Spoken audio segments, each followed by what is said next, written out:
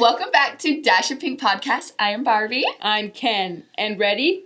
Welcome to, drumroll please, Pinktober! We're starting this, As okay? Barbie and Ken. And obviously. This is going to be the best time. If you are not watching on YouTube, this is your really sign. confusing. I didn't even think about that. This is your sign to run to YouTube because we will be in costume. Whoa. Every week of October. And there are 5. There are 5! So be prepared. Your girls and boy are bringing in the costumes. And comment right this second. Yes, right We already have all of our costumes planned. Comment what you think they're going to be. You're not going to guess. Okay. We are surprising each other with one of them. And I'm you guys so are stoked. not going to even guess it. But guess it. This is the only costume that I won't be wearing pink. All of the other ones will be pink. I will be pink in every single one. We just had to do Barbie and Ken because he's so for real. And it kind of just made sense for Danielle. The best is our height difference when we stand up. And I'm wearing heels. She's like a foot taller than me. I'm literally like over 6 feet tall in these right now. Right. And Danielle. I'm 5'5". Yeah, just beware. Head to the socials. We have some quality content. At Dash of Pink Podcast. I'm so excited. But of course, starting off Pinktober, we had to do a Let's Chat. So we went through and got all of your guys' submissions because, once again, quick reminder, we get Let's Chat all the time and we do it every other month. So all of the time, whenever you have a question, always run to our Instagram. There's a highlight bubble. The one specific for Let's Chat is literally titled Let's Chat. Yeah. All the other submissions are under submissions. And we're doing some fun episodes this month. So if you haven't already, go check out the Instagram so you can kind of have an idea of what's coming. Yeah, we have more submissions coming. We have like a ghost stories, family horror stories. We listen and we don't judge. Yes. There's another one, but I can't remember what it is. I think it's just those 3. Right? Yeah. Oh, yeah, we have other ones. For the time being. We won't say what other ones we're right prepping. Now. And we're already thinking about Christmas season. 'Tis the season for some festivities. I'm so excited. Also, we have Pinktober. What should we be calling Christmas season? Ooh, yes, drop it. We need some, like, festive...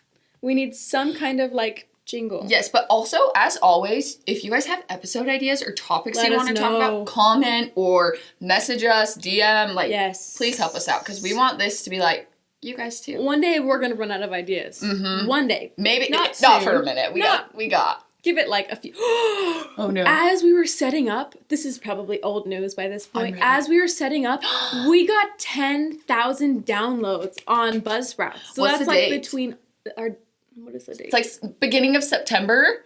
It's like the 6th or something. The 6th, yeah. So you guys are probably not seeing this for a minute, but 10,000? Thank you. This is so fun. So this community, 10 out of 10. You guys are the reason, so we're reading your submissions today. So we're going to start with Rachel from Missouri. So, I'm currently pregnant with my first, a little named Naomi. That's Mara's middle name. Now I have been having the worst hip and pelvis pain now that I am 6 months pregnant. Oh, man. What can I do to help with this? It's horrible. Also, my nipples get so swollen and so sore. What did you do to help with it? Oh. Okay, first off, the hip pain. And the girdle pelvic pain. Oh, it's so painful. And there's not really a whole ton you can do. You can try heat pad.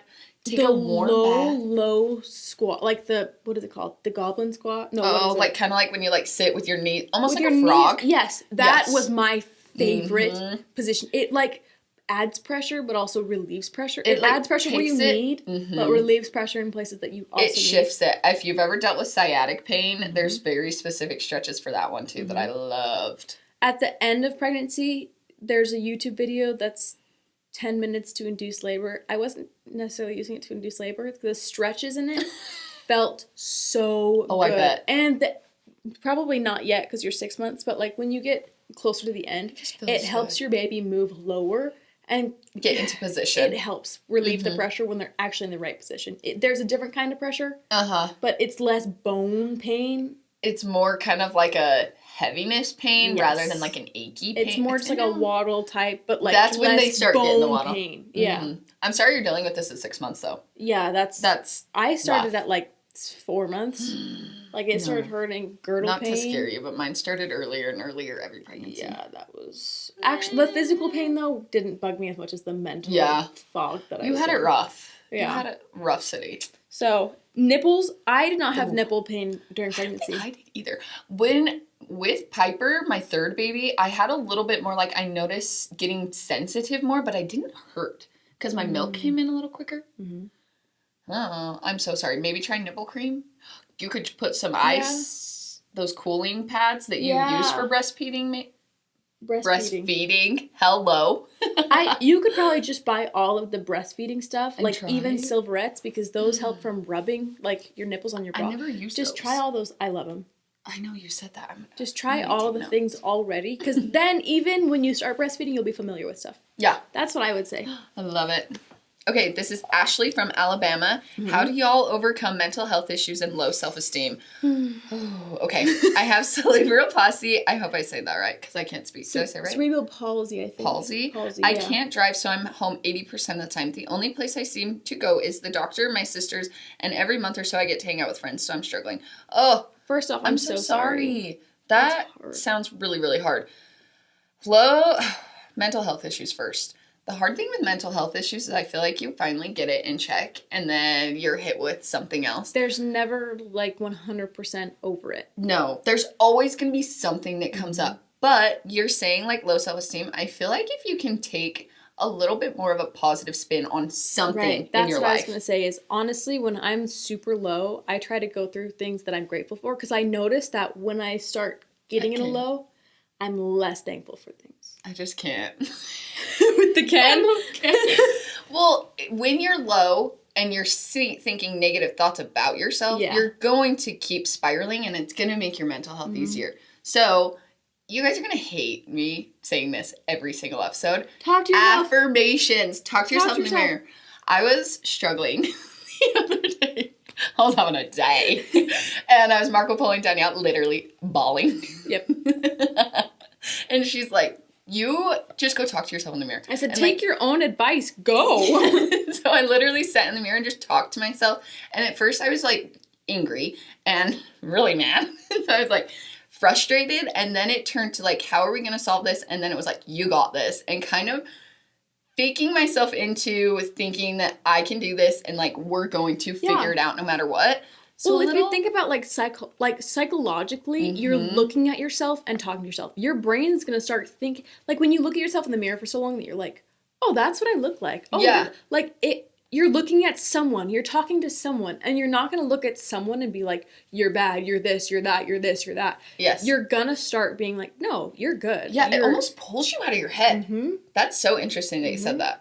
Because it's kind of like almost an outer body experience because you're looking at yourself. And you don't really ever see eye to eye with yourself in the mirror. That's so interesting. Yeah. So, I hope that helps, but I'm so sorry. Yeah. Maybe find a good, you need like a hobby or something to like keep you busy. But like one thing that helps me a lot, again, is gratitude. Like, again, in your situation, it would be so easy to say, because I get it, I don't get it, but it would be so easy to say, my life is so hard, this. But also you can spin it and be like, I'm so thankful that I get to go to my sister's house. Yes. And I'm so thankful that I get to hang out with my friends once a month. Because like, what if you didn't have those things? You would be even worse shape than you are in. So like, try to find gratitude, even though it's so hard. But I think that's why it's so hard, is because it helps. It helps. It does. And it's hard to pull yourself out of that. So you got this. You can do it. Okay, number 3 is from an anonymous sender. I would love to hear more about your journey with religion and mental health. I also think an episode on your relationship's first stories would be amazing. Example, first kiss, first I love you, first time, first fights, etc. Love listening to the podcast. That's an amazing idea. Ideas. I kind of like that. Yes. I should write that down. Yes. Okay, I'm writing that down. I will start talking. Honestly, my journey with religion and mental health kind of goes hand in hand. Because in the LDS religion, there's a lot of ways. Is that what it is? It's not LDS anymore. It's the Church of Jesus Christ of Latter-day Saints. I don't even know. But a lot of it is, there's kind of a way to do things, which isn't bad, but this is how you feel the Spirit. This is how you read your scriptures. This is how you do it. And I didn't connect with any of those things, so I associated that with God doesn't love me. I'm bad because I'm not right. I'm wrong. I'm bad. And this isn't anything directly to the church necessarily. It's more like how it makes you feel. Everyone is supposed to do it this way, and when you're not, it feels wrong. Yeah, and I think that can go for any church. Again, I believe people connect with things differently. I did not connect with Church of Jesus Christ of Latter-day Saints. Do you have to say the whole thing? They don't like Mormon, and they don't like LDS. It has to be the Church of Jesus Christ of Latter-day Saints. Okay. Which is hard because that's a mouthful. It's a lot. I need to read that again. But I feel like I had to just get to a place where I said, what is good for me? What is what I need? What is good for me? Not what I think my parents want, even though my parents didn't really necessarily care if I was going to church. Not what I think, like... The societal expectation. Not any of those things. I had to sit and say, what's good for me? And I got to a point where I realized going to church every Sunday isn't good for me because I just feel like a bad person. Yeah. I feel like there's... I can go and take sacrament when I feel like I need it. I can go to these... Because that's what God made it for, is... He made churches to go to when you need it, right? That's what I feel. Yeah. And I never felt like that is what I was using it for when I was there. I just felt like I was there to feel guilty about who I was as a person, and I don't think that's what it's made for. I agree. So I found the time that I was the worst with my mental health when I was actively going to church is when I was kind of just trying to do the motions that everyone else was saying. Like, you need to read your scriptures every day. You need to follow all of these guidelines. And I was so, it just wasn't me. Like, I wasn't connecting with God in the way that I thought I was supposed to. And this is so tricky to talk about on here because I haven't really talked about it much. So I'm like, I don't know what to share. But when similarly to you, when I really sat down and said, okay, what do I believe? And what makes me feel not only the most connected to myself, but like makes me the best person? Because I feel like sometimes the church brought more judgment out of me. And I was nitpicking like, oh, they're not wearing their garments. Yes. I was never married in the temple. And I was thinking those things like, it almost kind of spun me in a way that I wasn't wanting to think that. Yeah. So I had to completely reframe what does McKinley believe? And how do I want to teach my children to be a good person? Right. Not relying so heavy on the checklist. Yeah. Well, and that was also a hard thing because the farthest away from God I've ever been was when I was reading scriptures every day and when I was studying all these things that they told me to study in Young Women's and all. Which is hard. That was the farthest I've been from God. The farthest. I went from not really knowing how to recognize I don't want to say spirit, but recognize him in my life to couldn't at all. I was the farthest away. I felt like I went through a time where I didn't believe anything was there. Yeah. Like almost atheist type vibes, but like I just didn't know. And then I just had to sit and figure out what was good for me. And then I went through this whole like, well, the Church of Jesus Christ of Latter-day Saints, church teaches, oh, you're supposed to have a testimony. But my whole life, everyone was always like, oh, the testimony is, I believe that Joseph Smith is a prophet. And I believe that this person, and I believe, but really a testimony is what's good for you. What do you connect with? And I don't feel like that's put out there as much. I feel like it's put out there as a testimony is what you know in the church. And I think a testimony is what you know with you and God. Like, for sure. You know? Can I be so for real? I feel like my thoughts on religion and higher power, all of those things, is changing all of the time. I think so. And it wasn't until I allowed myself to be like, okay, let's be flexible here. Like, how am I feeling? There was a minute when I was angry. Like, I wanted nothing to do with it. And now I'm at a place where I'm like, no, please help me. Help me figure this out. And that was scary to go from the place of wanting nothing to do with it to being like, I told Danielle, I'm like, I'm so scared. I don't know what to do. But it's kind of an ebb and a flow. And mental health regarding that is just kind of like take care of yourself. Yeah. Really check in with yourself. Like, how do I feel inside when I'm doing these things? Rather than how does everyone perceive me? How does Danielle feel? How does McKinley feel? That's how I took it. I think the best way for me with just mental health in general is find the truth situations. I say that a lot because there's a difference between truth and like situational truth. Anyway, if you're not in truth with yourself, you're going to be struggling. So if you're not in truth with your own emotions, you're going to be struggling. If you're not in truth with your triggers, you're going to be struggling. If you're not like being honest about, okay, how do I feel right now? What's affecting me? Why am I angry? Why am I feeling like I'm a victim in a situation? Why am I like going through everything and actually being honest? You can actually start catching things and be like, oh, I'm starting to spiral right now. Yeah. Because you're being honest with yourself and transparent. That's the funny thing is. It's almost figuring out your system. You have to allow yourself to be transparent with yourself because you can build walls within yourself. And it almost kind of like, you can blindside yourself in a way, kind of putting up all these little things. That's hard. Right. Okay, this is from Astrid. The last podcast broke my brain. I still don't fully understand confidence. Do you think it always has to do with accomplishments? Love you from the Netherlands. That still broke my brain. I still have been trying to wrap my head around it. Confidence, it's so interesting because as a society, I almost feel like when we were talking, like, I have full confidence in you, and when I explain confidence in that way, it makes sense. But if I'm talking about confidence myself, it's so confusing. Different. Yeah. I think it doesn't necessarily have to do with accomplishments as much as it is... oh my gosh. It's so hard. Not accomplishments, but almost like feeling at ease. Feeling sure. Feeling sure of yourself and being at ease, like I'm sure I'm a good person because I try every day to be a good person. So I'm confident that I'm a good person. Which I don't think goes in hand with accomplishments, because I can be a very couch potato, calm human one day, not accomplish one thing, and still have a self knowing that I'm a good person. I don't even know how to go about that. But I hope that helps. Confidence is hard. It's hard. If you guys have questions about that, maybe we could try to like follow up and do more of like a submission based one where we can kind of talk about our feelings there. Let us know if you'd want something like that, because we can look into that. Okay, this is from Cara Mia from Utah. Hey, you did another one. Yes, you submitted did. For the period one. Okay, growing up in a house of all girls except my dad, I was told a lot of things about the female body, and I knew a lot about what to expect. However, my family never talked to us about what we can expect from boys and relationships, specifically intimacy. Ooh. I'm curious of what kind of conversations you've had with your parents like that, and if that's something you've ever talked about. First off, we... I don't even know how to... We talked a lot about boys and dating and whatever, but still, even with how much we talked about, there was so much unknown. Same. I feel like the conversation was open. Like, I knew about things, but I didn't understand. Is a loaded question.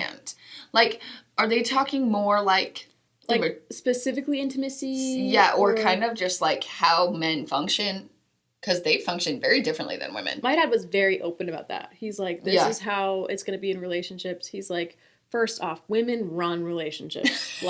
Run relationships. He's like, men can act like they're tough and they're in charge, but the second a woman says, it's like, oh. They're like, yep, got it. You're actually, it might take some fighting, but he's like, most of the time it's the women. I don't even know. I feel like I didn't really think about this. I'm not even going to lie. This kind of caught me off guard because I've never realized, I don't know if I was told a whole ton about men and kind of what to expect. I think a lot of times society, up until now, I feel like it's shifted a lot. But when I was growing up, it was kind of like the men is the head of the household. Like, that's a lot of Utah, too. It is a lot of Utah, kind of cultural. Like, it was kind of, he is the patriarch of the home. That is very Mormon coded. And not that he runs the house, but kind of that, like, he oversees everything, but the woman runs the house. Like, you know what I mean? Like, the woman is in charge and they're together, but it's very different. Right. That's kind of always... But I don't know. Everything shifted so much. I don't even know how to answer this. Because the thing is, it was so much, but, like, nothing specific. Intimacy, we talked about a lot of just, like, you have it. It's special to one person, and if it's not, then it's not. But, like... You figure it out, and it's with your person, so it shouldn't be weird. It shouldn't be, but even when it is, like, you figure it out. It was just very open to the point where it wasn't even, like, there's not moments that I'm like, aha, this, because it was just so normal. See, I'm almost the opposite, where I'm like, I can't even think about, I don't think we ever really talked about that side of intimacy. It wasn't spoken about, but not in, like, a bad way. It just wasn't brought up. I wish it would have, because it would have been helpful to know, like, it should be good for both of you. Like, you know what I mean? Like, it should be, I don't know. That's loaded. It's loaded. What did she want to know? Hey, and you're from Utah, so you actually fit the stereotype that we were just talking about of, like, it's not talked about. It's not talked about? It's not talked about, and it's tricky. It's a very, like, no, like, Ty and I talk about this all the time, is something that we're, like, we want to talk about with our kids, because he kind of came from a spot where it was, like, don't talk about it, which is a very, like, common Utah thing. Yes. Don't talk about it. If there's questions, it's, like, let's avoid the questions as much as we possibly can, because people don't know how to talk about it. Yes, or give the bare minimum you need to know. And I kind of think that's how I was. It was almost to not spark curiosity. Yep. Whereas I almost think that kind of not made it worse, but made it like going into something so blind, where if I could have had all these cards, it would have been so helpful. So I think with my kids, I want to be very transparent. And not like... with safety, Yes, with safety. And also like talk about different parts of relationships. If your children see you arguing ever, let them see you resolve it. Don't walk away. Don't walk away, because they're going to take that and run with it. Whereas if they see you guys come to a resolution, it's going to kind of fix. And I don't know if on the flip side, don't hide when you're fighting. Obviously, if it's like you're in each other's faces, whatever. But like your kids need to see conflict resolution, because it's so damaging to not fight in front of your kids. And not even like not in your face. Fight. But have discussion. A discussion where we don't agree on something, I think is so healthy to know, like your kids, even if they hear the more like intense ones, because there are times where you're like, no, I don't agree with that. And there's other times where it's like a calmer, like just discussion. Yeah. I think that's so healthy to kind of give examples on how to resolve. Yeah, because both ways, extreme fighting in front of your kids is very damaging, but also never fighting in front of your kids, in my opinion, it's damaging in a whole different kind of way. It's almost kind of setting them up for failure in a different way, because they're not even going to know. Every relationship is going to have tough spots and not even arguments, just disagreements, and people need to know that it's normal. Yeah. And your kids need to know. In my opinion, I came from a family where we've had our rough spots. We had to work really hard to where we got, like where we're at now. We are in such a healthy place. But because of that, I'm a very opinionated person. We know this. I get so triggered when I see parents of friends that I know or whatever, that they're like, my parents never fought. I'm like, because they didn't want to fight in front of you. Yeah. And my brain automatically goes to, they didn't respect you as human beings, so they were like, oh, you can't handle this. In my opinion, you're not respecting your children, because you saying you can't handle this, you're treating them like they're fish, like their brains, they need to be able to see that. And again, I can be highly judgmental, I can be highly opinionated. These words that are coming out of my mouth sound a lot more intense than they actually are. I don't think people are bad. It's more... just like highly triggering when I'm like, your kids are going to grow up and get in relationships and struggle so hard the first time their wife or husband looks at them and says, this isn't okay. Yeah. They're going to think that they're going to get a divorce. They're going to think it's so hard. Like, I feel like I never heard much fighting. And then when I did, it was like, oh no, like this is bad. Yeah. But I also, while you were speaking, was kind of thinking about it. If you take that, and even when your kids have fights with friends, if they don't know how to resolve it because they haven't seen their parents, then it's going to cause so much harm. Whereas if a girl is 13 years old having all these issues with her friends and she sees them resolve, she's not going to think her world is ending. No, so I think it shows conflict resolution. Yes, like, conflict resolution. It's this is such a conflicting thing for me to talk about, because I get so worked up about it, and I'm actually I'm holding myself. I'm trying not to get worked up about it. Because it's something that Ty and I talk about all the time, because we grew up in very different households, and like it's hard. Different. It's hard sometimes, because I'll go to him and be like, hey, I have an issue we need to talk about, and it's like shut down, because there wasn't a lot of, and this is not shaming anything, he just didn't get a lot of conflict resolution, because he's also the oldest child. It's always hardest with the oldest child. And you're used to a lot more. I'm used to. So it's very extreme. My family, also, it's not fair. It's not fair. My family is extreme in the opposite, where it's the second there's anything, it's, hold on, we're talking about this right now. Figure it out. It's very, like, I can call my dad out for something, my dad will call me out for something in 2 seconds. So that's very extreme and not normal. Yeah. And we're very honest, and there's a lot of people who don't like us for that anymore, because we're very honest. So it's really difficult for me to look around at other people, because I'm like, this is what you could have. You could be honest and open with your family. And I'm a control freak, and so I'm like, look, let me show you how it works. So I shouldn't talk about this any longer. I'm going to start outing people who don't actually deserve to be outed, because they're not doing anything bad. Yeah. Well, and it's just hard, because relationships in general are difficult. I hope but they're amazing, but they're hard. Yes. That was really all over the place. I know. Did we even get there? I don't know. You're up. It needed to happen. It needed to happen. Apparently we needed to. Yeah. Okay, Ellie from South Jordan, Utah. Since Kinley deals with PCOS, I have been going lots of doctors lately to find out why I have so much pain in my uterus. It's like a spicy time. It makes spicy time extra hard. Like gritting my teeth painful. I'm kind of at my dead end right now because they can't find anything in scans. How do you recommend coping with the pain of uterus problems? As well as how did you get your answers from your doctors? And what will you do in the future to help with mental and physical changes? Okay. Couple things. Be quiet. Yeah. I don't know. You can speak in if you need. So with PCOS, here's the thing. They told me that I had PCOS. However, the more that I'm kind of learning and researching myself, this is my biggest advice.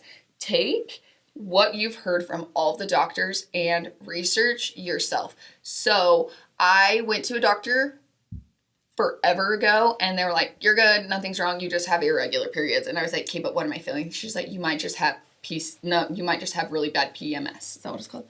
Regular PMS? Oh, yeah. Okay. Yeah, PMS. Yeah. And so I was like, okay, there's nothing we can do. And then the pain, similar to you, when we were actually being intimate, started happening. And I was like, what the heck? So I learned from my own experience, I have, oh my gosh, I'm going to butcher saying this, multiple follicular ovarian something. And it's basically like my ovaries, my eggs don't actually develop to a point to drop into ovulation. Like they don't mature enough to release into the fallopian tube. So they're stacking up and swelling. So when I was having sex, that's what was causing all of my pain because my ovaries were so jam-packed. You guys, I wish I could show you a picture. I have so many. You have a lot of eggs, but mine are like big ones, like cysts in there. And then the other pain I was feeling was when they were rupturing. Can I interrupt you really quick? Sorry, maybe this is TMI. What is the pain like during intimacy? Like, what is it? Is it like abdomen? Is it like abdominal? Is it vaginal? Like, what is it? Okay, so there's kind of a couple different ones. So I was having a little bit like vaginal, and there's actually like a really low cream, like a cream that they gave me that I could put on that kind of helped balance everything. So I did that, and that's fixed. So, and it was kind of like almost like a dryness thing, and it totally helped. But I'm so sorry if this is TMI anyone. The other part of that was like internally, it was because there was putting pressure on my ovaries, they were swollen. So it was almost kind of like a block. Does that make sense? Like if you're like, I don't even know how to explain it. So it was like abdominal. Like it was abdominal. Like it was like low abdominal, and it was just like achy. And you can like switch positions to make it better, but then I'm like in my head, so it kind of was just making things difficult. I also have a tilted uterus, which makes everything harder as well. So I got lots of cards stacked against me. So that being said, I did get told that I had PCOS. However, I think I do have the multiple follicular thing. I feel like my bleeding and pain is more endometriosis based because I have so much pain from when I'm supposed to ovulate to when I start my period. Oh, yeah. So I'm like, until I can kind of like shed all that new, which my sister and my mom have PCOS and their symptoms are nothing like mine. Really? So I'm like, I feel like it would be pretty, and my aunt has endometriosis and mine are similar to hers. So I'm like, I kind of feel like that's the route, but do some research, give yourself grace because it is so frustrating when you're going to doctors and you're like, this is what I'm feeling. And you're like, no, you're not. When someone tells you there's no way that you're feeling that, you're like, I literally am. But I am.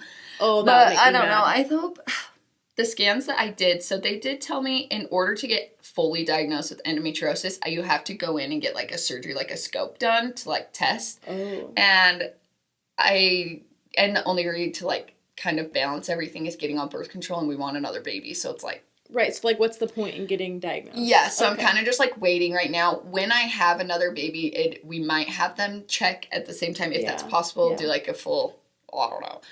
We're playing it day by day. So here's a side question. Yeah. I know a lot of people with endometriosis get this.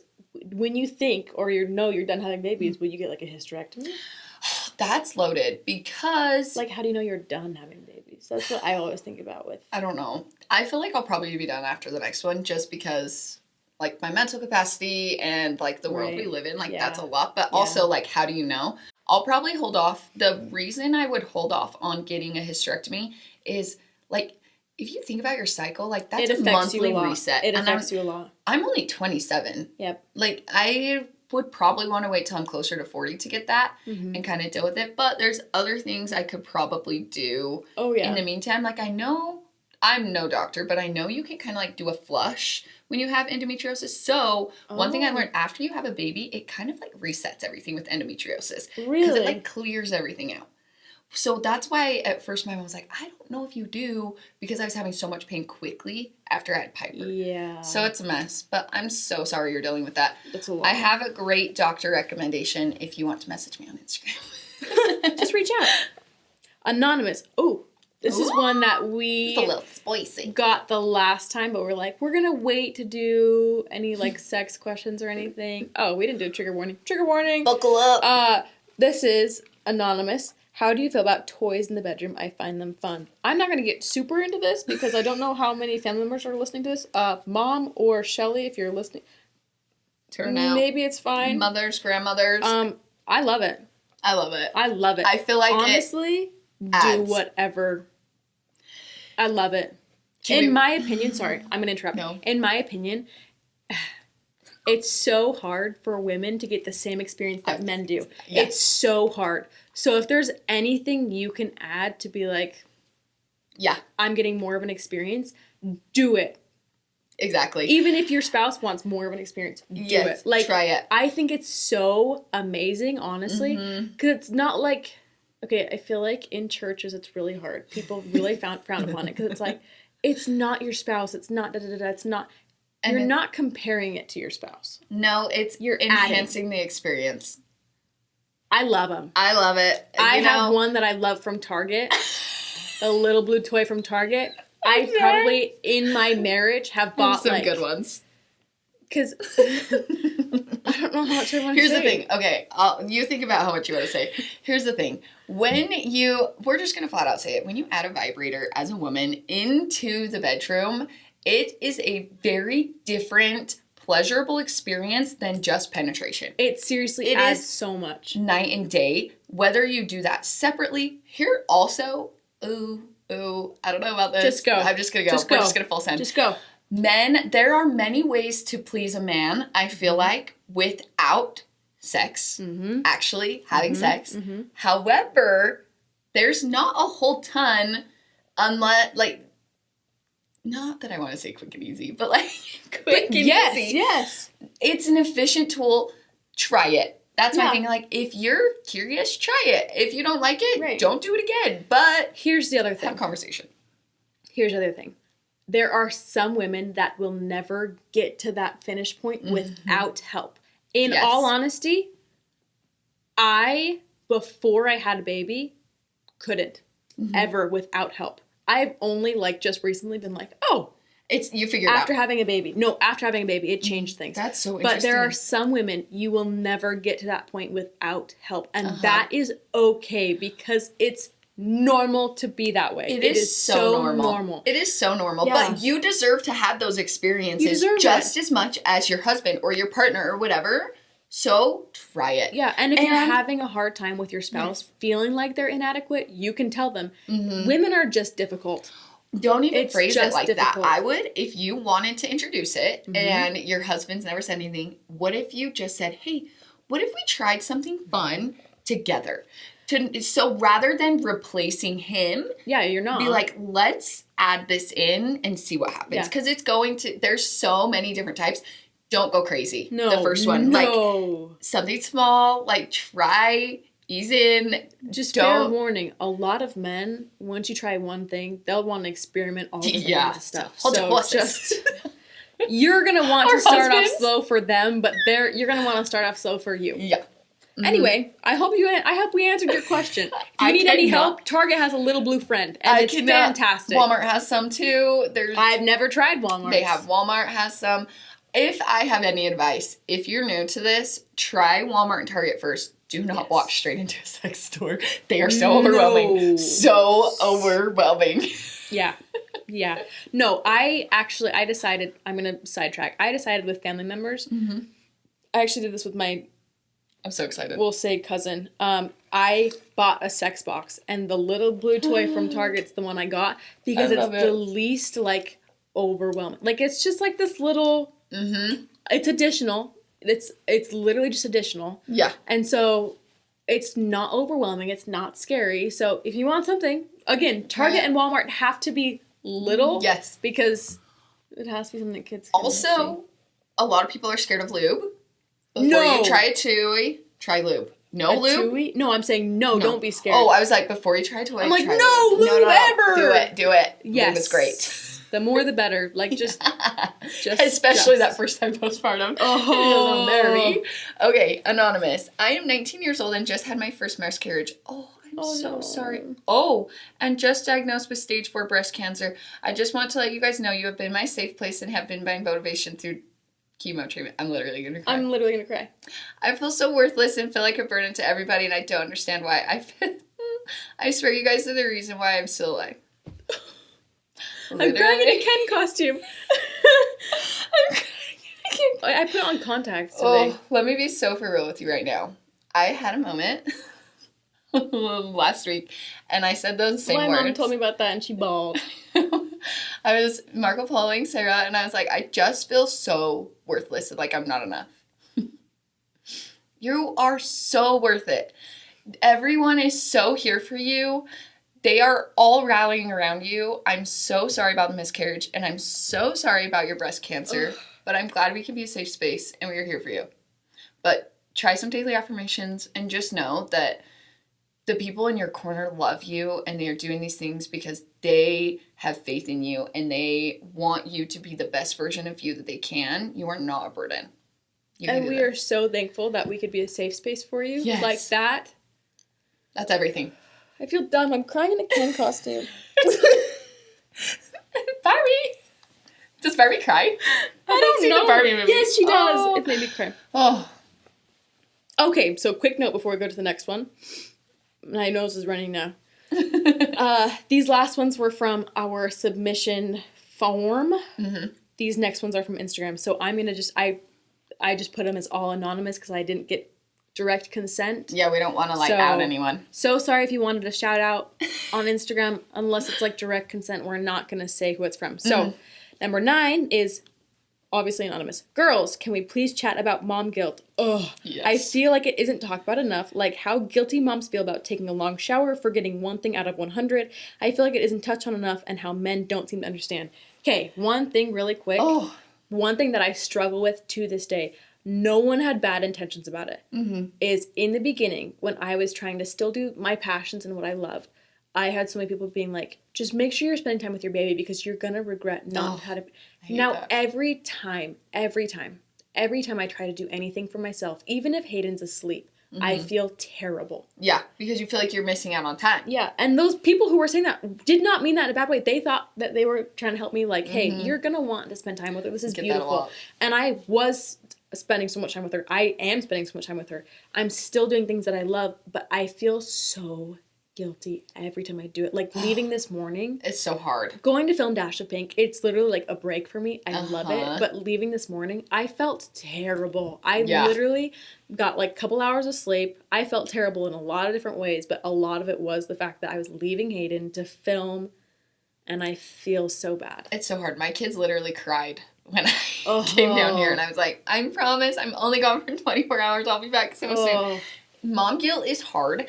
And the weirdest part about it is you can be in the best headspace. You can be doing the most fun thing, and it will slap you in the face out of nowhere. And I feel like it's not a bad thing to feel that way, but when you start spiraling and wondering, like, wait, am I a bad mom? And, like, leaning into it, it can go quickly. You know what's interesting?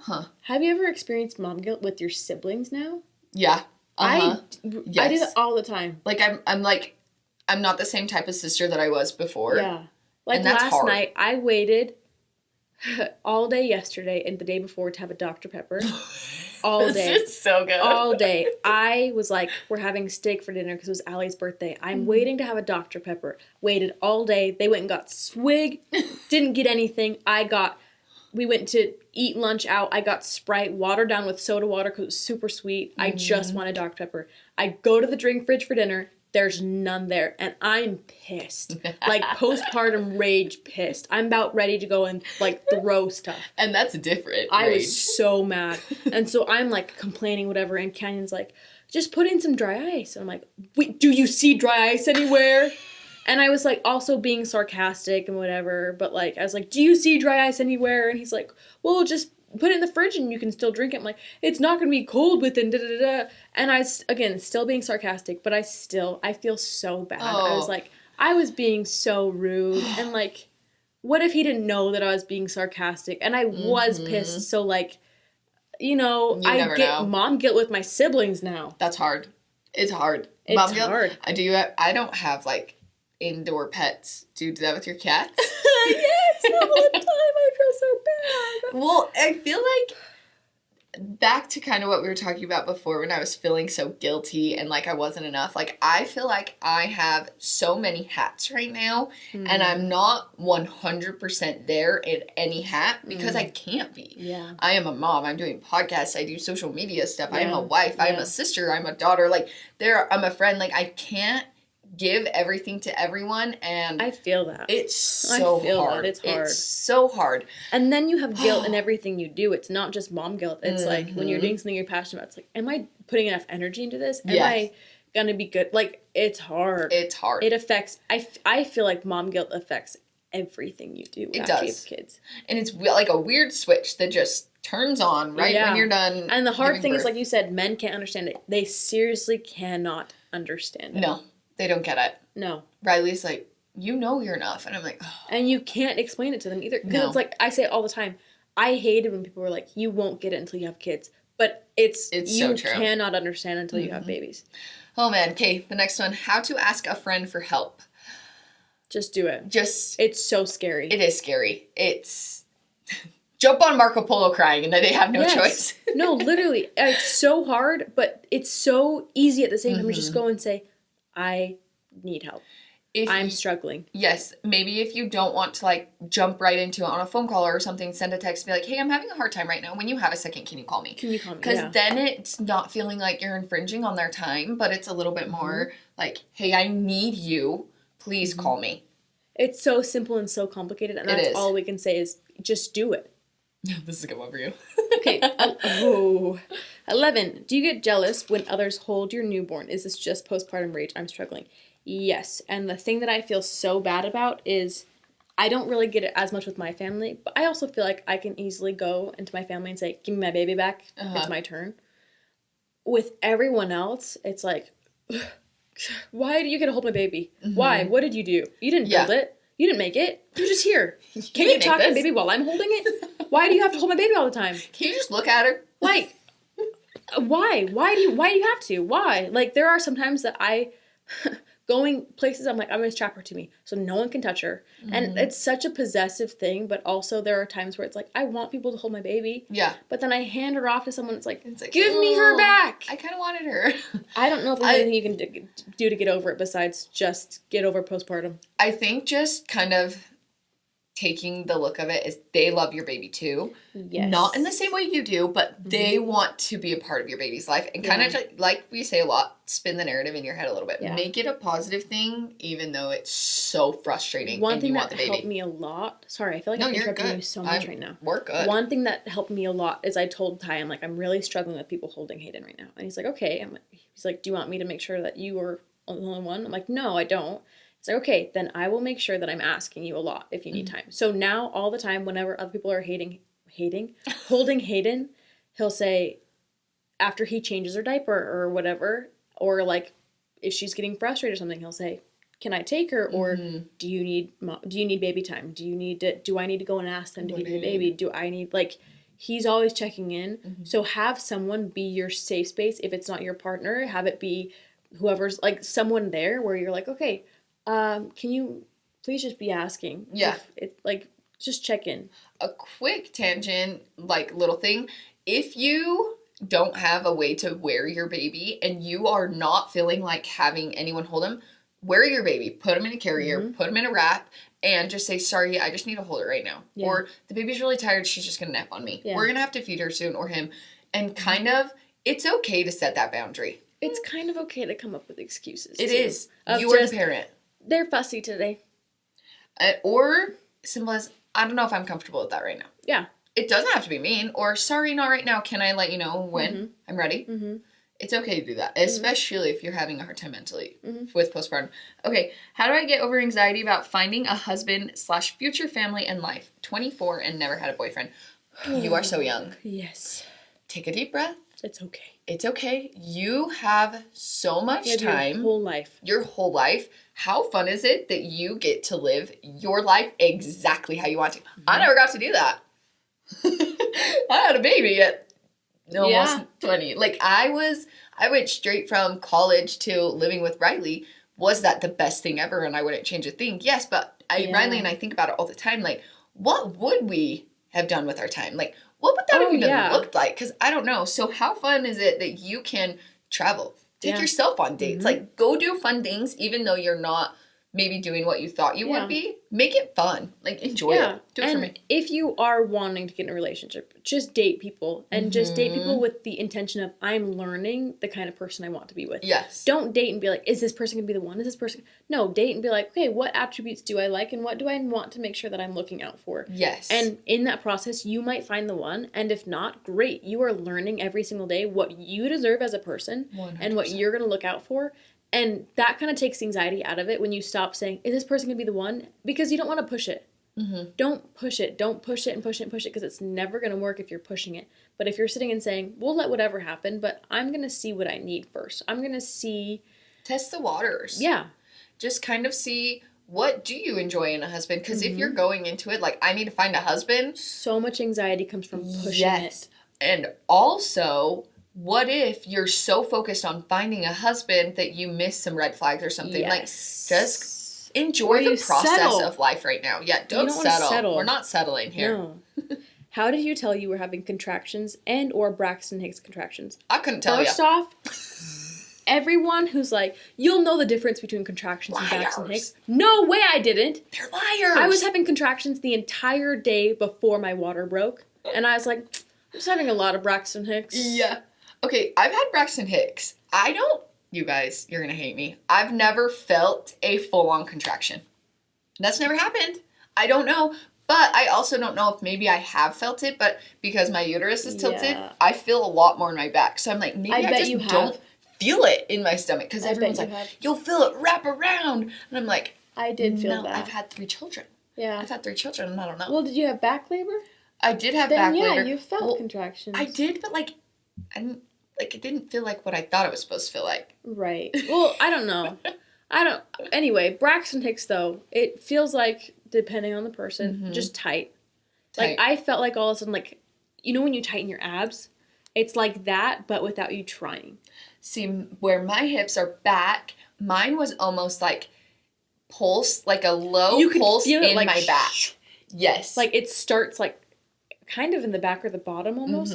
And, like, you can almost feel, like someone's hands going around a basketball or something. So that's so interesting, because mine almost just, like, felt like in my back it was going, like, up, like, almost like out, and then it would dull a little bit, and then it would, like, up, like, kind of like pulsy. Yeah, mine literally felt like it was, like, wrapping around. Like, I could feel it get tight on the sides, and then up top, and then it would just be tight, and then it would kind of just relax. That's so cool. Like, they would strap the monitors onto me, and they're like, can you feel that? I'm like, no. I didn't even have the epidural. They're like, you can't feel anything. I wonder if you could do natural labor. I know I want to, but I'm also like, want to do so many different things with our last baby that I'm like, I need to pick and choose. Do we want to know the gender? Do we want to do natural? Like, what do we want here? Yeah. I don't know. Anyway, it's hard because it's different for every person, but... What is she... I wouldn't say you'll know when you know, because you don't. I think just being really in tune with how you're feeling... Pay attention to your body. Emotionally, too. Like, if you're feeling like it's a little bit more than just, like, a little tightness, Braxton Hicks, maybe call your doctor. It can't hurt. Like, they say no. Okay, needing some advice on mourning your old self you can't get back. I don't know how to live this new personality/life. I could have wrote this myself. I don't know. I would love some advice. Honestly, talk to yourself in the mirror. Yeah. Like, I feel like, personally, I get wrapped up in my head a lot. Like, my brain gets going and I kind of can't turn it off. Yeah. But if I actually, like, try to have a conversation in the mirror, and it feels so weird. You guys, I was so weird. I was literally sitting on my floor, crisscross applesauce with a pillow, and I was just talking to myself because I was like, I don't know. I've also, like, thrown my camera up before and, like, talked to my camera. Yeah. It's just, when you can try to put the words out for someone else to understand, it almost helps you process how you're feeling. Yeah. I'm wondering what happened, or like what was so drastic. Of a hard like question. Did you get married? Did you become a mom? Like, what is so drastic changing?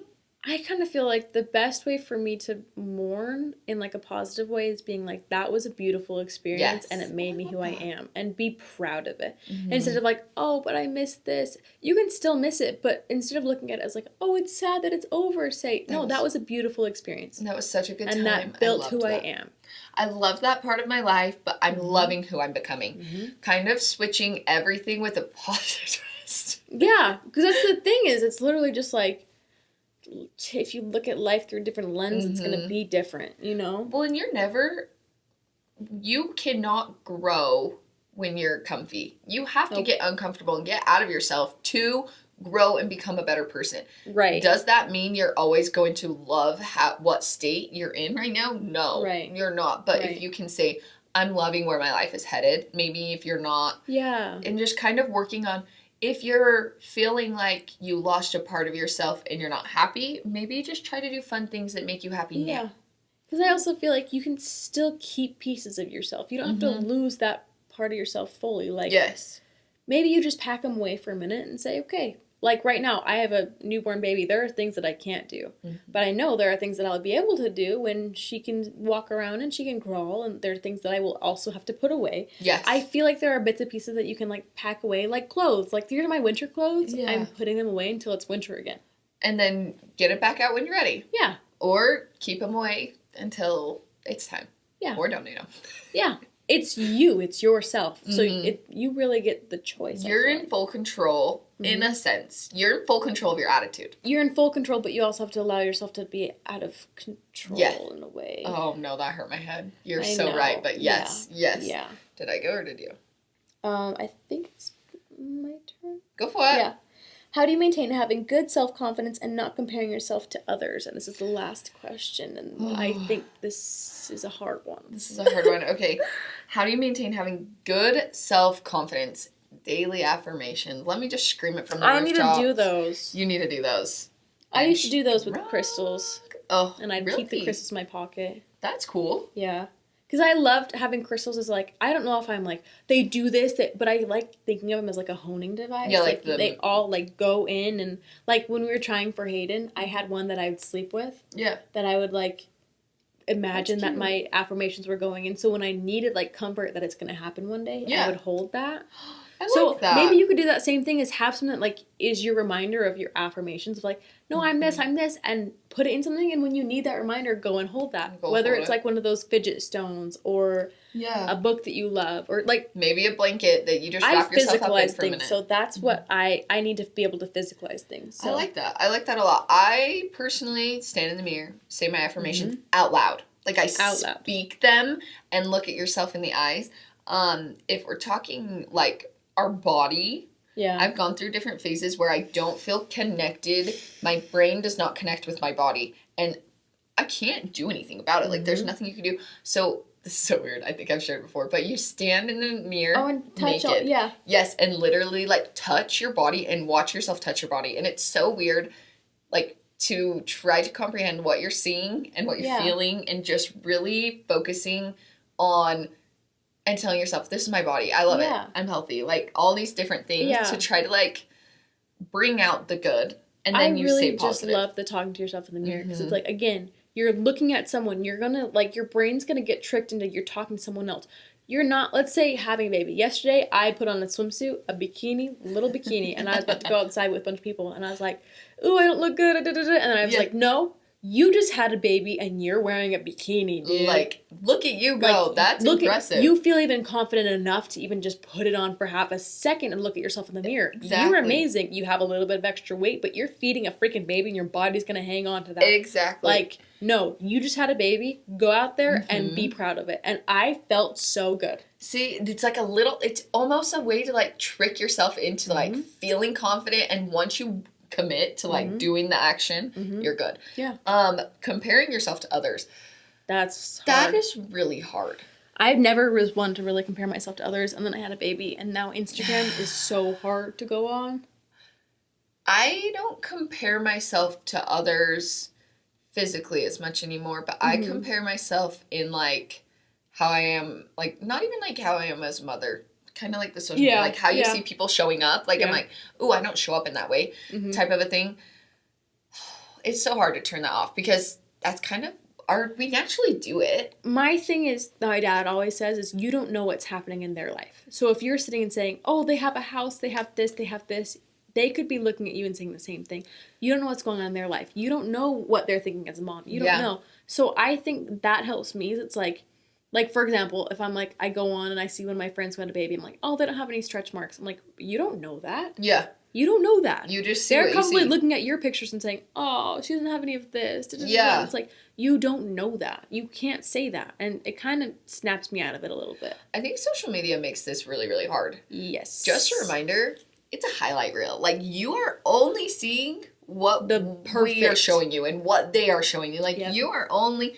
We can cut out the parts that are bad. We don't want to see. Like, I think people forget the most realistic people on social media still are choosing what they show and still are choosing when they turn the camera on and when they show up. We do daily vlogs. That's like the most real you can get. There are things that we're not going to show because we choose not to. It's just how it is. But when you're sitting there being like, oh, look at what they did. Yeah. That's hard. It is. But the thing is, I think the moral of this whole conversation is talk to yourself like you're a good person. Talk to yourself like you would talk to your best friend. Treat yourself like you're your best friend because you should be. And if you're not, start acting like it because maybe you'll get there. 100%. This is really weird. But I've been dealing kind of with the judgment side of this. Like, almost like when people say things like, ooh, I don't think you should do that. That's not a good idea. This isn't comparison, but it's almost like someone else...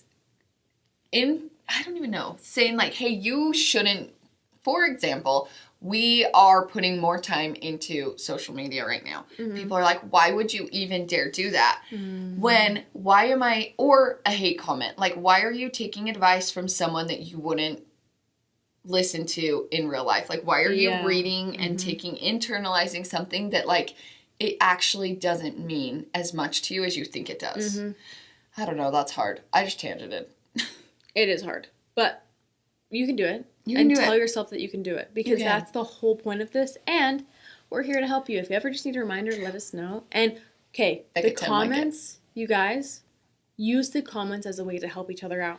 If you feel like you want to go and make someone feel good, do it because it'll make you feel good too. Like, it's a community that we have. We're all struggling with the same things. The amount of repeat comments we had.